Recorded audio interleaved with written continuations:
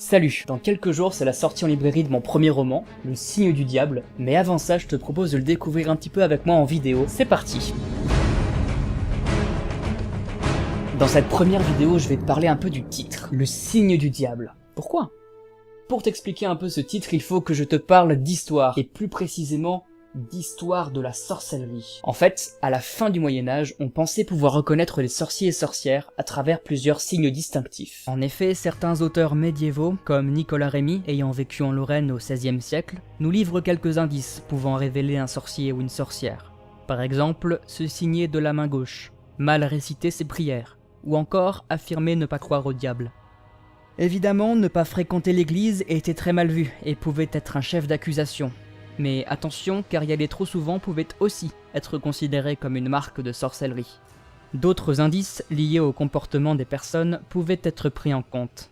Avoir une sexualité trop active, par exemple, ou encore le fait de vivre à l'écart des autres, voire même tout simplement d'avoir un caractère taciturne. Alors parmi tous ces indices de sorcellerie, il y en avait une catégorie particulièrement importante, et ce sont les indices physiques. Avoir un visage ridé, un nez courbe, une lèvre poilue, une dent proéminente.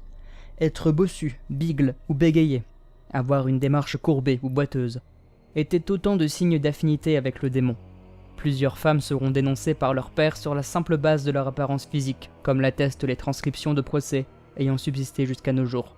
Mais surtout, on pensait que le diable marquait ses sujets d'un signe distinctif, quelque part sur la peau. Ce signe était en quelque sorte la signature du pacte conclu avec le diable. Cette marque, que le malin obtenait en pinçant ou en mordant la chair de sa victime, prenait la forme d'une cicatrice, d'un grain de beauté, ou de toute autre anomalie cutanée.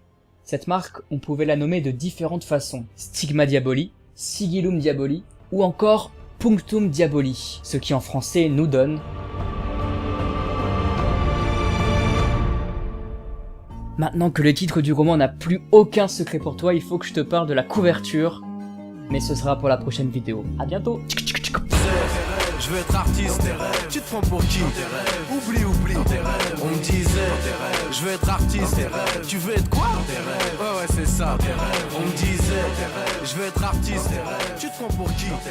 Oublie, on me disait.